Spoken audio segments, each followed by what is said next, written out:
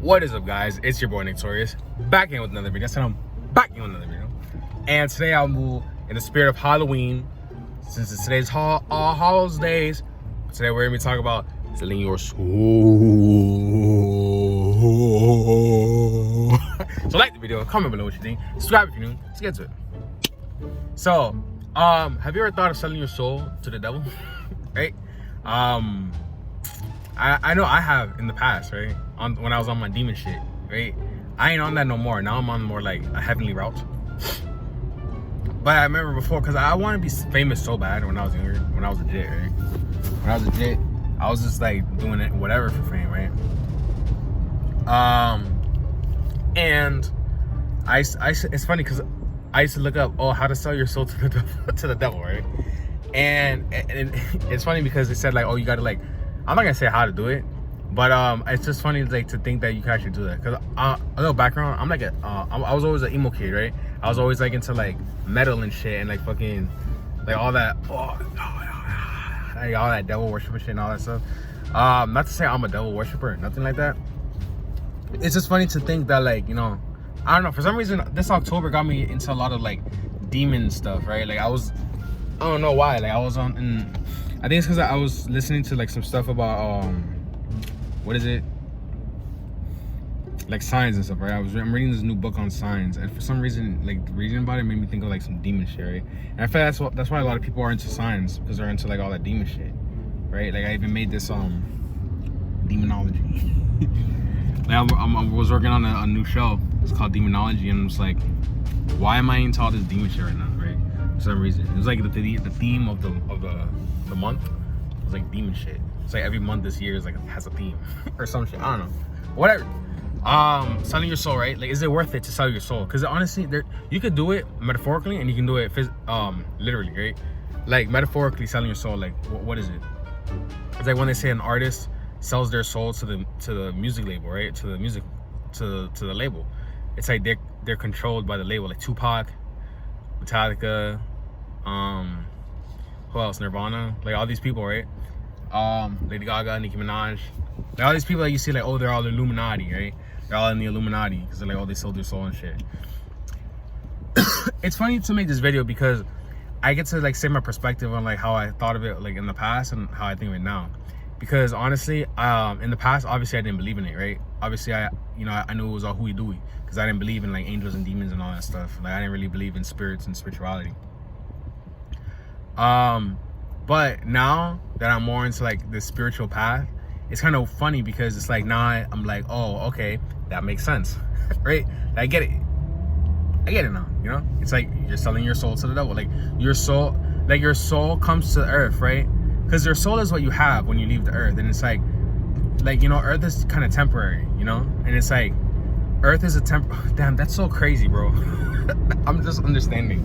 It's so crazy because it's like the earth is so temporary, and it's like, are you willing to sacrifice everything that you have? Like, that's kind of weird, right?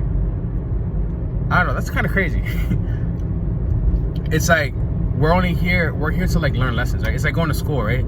It's like you're going to school and you only go to school for like 5 years or whatever, 4 years, 5 years, but you like take Adderall, right? And you're like, you know what? I'm gonna sacrifice my entire life just so that I can finish school good, like with good grades, right? It's like, yeah, you can get the good grades and, you know, whatever, but then, you know, now you have this Adderall addiction and now you're struggling with taking fucking Adderall, right? And you're just like, damn, bro, I just need another Adderall. And, you know, it's like, school's done, like school's over. Yeah, you might have passed with good grades, but is the rest of your life knowing what it is to be on Adderall, knowing what it is to crave the Adderall? Like I'm not saying this as a person who's ever taken Adderall. I'm just saying it as an example, right? It's like, yeah, the Adderall helps, but it's like, is it worth it? You know, is it worth it to sell your soul to do? I feel like that's what a lot of drugs do, right? I feel like drugs, honestly, anything that gives you a high, right? It's kind of like selling it's kind of basically the same things, right? It's like kind of selling your soul. Because you're selling a part of your high, right? Because I feel like life is in frequencies, like sound, right? Life is basically like sounds. It's like the sounds of life and the sounds of music and shit.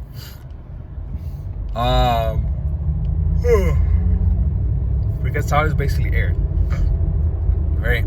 And what happens is, you know, if you're at a good frequency, you know, then life is like balance. Life is, you know, it's pretty chilling. But then you get these high crests and these crescendos and these tremolo, whatever, the troughs and the crests, right?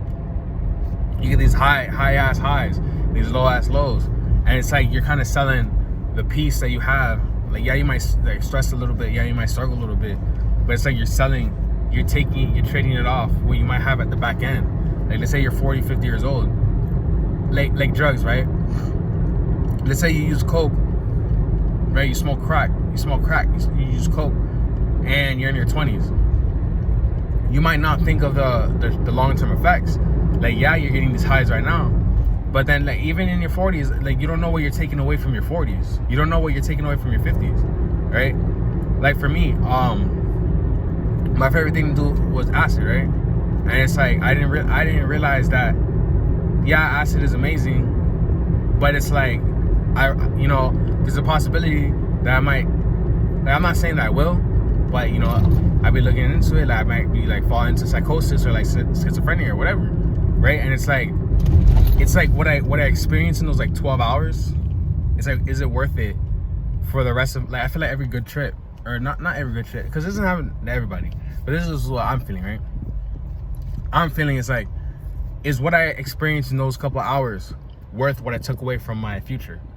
You know, I might have not taken anything from the future, right? Because people think that, oh, drugs is an experience. But people, because the thing is, you know, I'm reading this book about water signs, right? And we're reading this book about Pisces and shit. And since I'm a Pisces, it explains how, like, Pisces look at things from, like, a very back end, right? Like, most other signs, they look at things from, like, very close, right? They look at it very closely, like, what's happening now? But Pisces, we look at everything in the entire scope, right? So, like, it's like, for me, and it's funny because I had another homeboy who was a Pisces, and one day me and him got really high, and I was seeing like this whole like fucking presentation, right? I was hallucinating, but it was like this whole presentation explaining to me how like the energy frequencies work, right? And it was just like, it's like I was seeing the energy frequencies, and I was thinking about like different celebrities, and I was thinking about different people in my life, and people, you know, just like people in general and shit, and just like, it was explained to me like, okay, these are the people, right? And it's like, they have this much energy. That's why they're able to like get this high, right? And I remember, I don't know if I should even be saying it, but I remember I was thinking about Lil Pump, right? And I was thinking like, oh, you know what? How much energy does Lil Pump have? And I saw that, like, it's so funny because it's so crazy. Damn, bro, that shit was so crazy because it showed me like, it explained to me how like when you're positive, like you're saying, yeah, I'm a positive guy, man. I'm positive. It's like your energy goes higher. But then if you're negative, your energy goes lower, right? So you're just like kind of tired and you have less energy. So, you know, it's like when I was thinking about Lil Pump, it made me like take a couple steps back, and I saw that nigga had like and I was like, oh my God, that's so crazy, right? Like, obviously these are just hallucinations, but I don't know, bro. Like the older I get, the more I realize, you know what? Maybe hallucinations are basically just us being able to tap into some other shit, you feel me? But it's crazy because it's like, it made me realize that the amount of energy that you have is the amount of impact you have on the earth, right? Because there's some beings here that just have so much energy. Like my boy would always tell me, oh, they're just celebrities. Celebrities are just regular people. My nigga, sometimes these celebrities are not regular people. I remember one time I was watching Kanye's interview with Charlemagne, and I remember every time I would watch his interview, I would just feel so like, right? It's like I would feel so motivated. Like, I remember I would watch XXXTentacion, and I would feel so motivated watching him, right, on No Jumper, and I'd just be like, it's like he was giving me his energy, right? And it's like I felt so motivated, bro. I was just like, bro, and same with Puya. It's like there's only a couple interviews that I remember watching where I'm just like so motivated, I'm so pumped. That's why I feel like these guys are legends, bro. Like, you can say whatever you want about Kanye, you say whatever you want about XXXTentacion. Even Puya Fat Nick, right? These guys are legends, bro. Like, these guys are literal legends. Like, they have this energy in them that most people don't have. They're artists, bro. They're real artists. Like, that's the kind of impact that I want to give onto people, right? Like right now, I felt it's like it's like I need help trying to give. You feel me? Like, I want to give so much. I want to give to you guys, like, but it's like something's holding me back. right? It's like something holds me back, and it's just like, no, you can't, because you can't go that high. You feel me? It's like, that's not your vibe. But it's crazy because I feel like it is my vibe, bro. I feel like I just gotta, I don't know, man. I've been telling you guys too much about myself. But yeah, when it comes to selling your soul, I feel like what I said has to do with it. Like, it's kind of gives you the gist, right? You don't have to sell your soul, right? Because look, when I was making music the first time, I would make music trying to blow up, right? I would try to blow up, but I also made music just because it was fun, right? Making music is a fun thing to do, right? So I'd just be like, oh, you know what? I feel like making a song, so I'll just make a song, right? I'll just do it. But then then it became like, oh, numbers blowing up and all that stuff, yeah. But you know what, bro?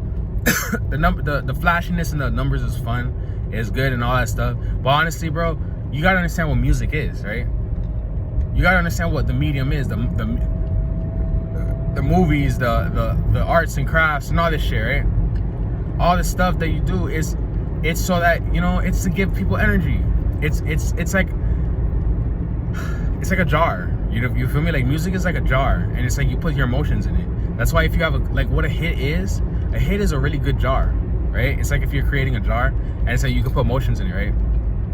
Like, I was listening to the song Betrayed, right, by Lil Xan, and I hadn't heard that song in a while, right? I'm just name dropping everybody. I hadn't listened to that song in a while, and what happens is I was listening to it, and then it's like, it took me back to like when like 6 Feet was doing really good, and I was like going to and I went to LA, bro. Like 6 Feet took me, and I was thinking like, damn, bro, 6 Feet took me to LA. 6 Feet helped me meet all these people and all this stuff, and it's like, damn, bro, like, I fucking love this shit. And it's like I felt every single emotion, I remembered every single thing, and it's like, that's what music is, bro. Like, music isn't just like, yeah, I feel good now. It's like, music is just a capture of the moment. You feel me? It's like, music is just a jar, bro. It's like, that's what it is. That's why if you don't need to sell your soul. You just need to make a good jar, right? Just focus on, like, okay, you know what? This made me feel like this, right? This made me feel, okay, I feel like this when I listen to it, right? Like, all right. So I have a homeboy, right? Shouts out Isaiah Sound, right? He was he posted today, right? And today I was like looking at a story, and he said he posted this dude sending him a DM, right? In his DM, he was like, oh, bro, like, I'm so disappointed in you because you took down this song, and I really loved it, and I love listening to it, and like, me and my homegirl, like, we were chilling with these girls, my homeboys, and then, like, it was such a great time, and you took it down, and I'm so sad. And it's like, damn, bro, like reading that shit made me feel like, fuck, man, like fuck the fame and shit, right? Like, the fame will come, right? The fame will come, and it's not even like, it's good, right? Don't get me wrong, like, I've got a taste of what it's like to be famous, but it's like, the fame will come, bro. You just gotta make good work. Like, you just gotta make good music. Like Drake, look at Drake. He makes consistently good music, right? Drake doesn't strike out, right? He has a good sound. Like you listen to Drake. I was smashing this girl to Certified Lover Boy, right? And now when I listen to it, I think of that, right? And I'm like, oh, okay. It's pretty good. And it's like, Drake, like, when you make smashing music, like Drake is like a unicorn, right? Because he makes smashing music that you can listen to in the club, right? Because a lot of smashing music, you gotta be like, birthday sex, or like, so I don't listen to smashing music, right? But it's like, a lot of that music, you can't really listen to it in the club and get hype off of it. But Drake makes smashing music that you can get hype off of, and it's crazy because it's like, not really too many people can do that. I feel like Don Toliver can, but it's like, bro, I'm just name dropping everybody, right? But yeah, so I hope you guys learned something from that, from what I said. Like the video, comment below what you think, subscribe if you're new. If you have any questions, just DM me on Instagram at Torius at 6 Feet Interviews, and just send me a follow, and I'll make a video about your question. And don't forget to subscribe to the Patreon. With that being said, I'll catch you guys in the next one. Peace.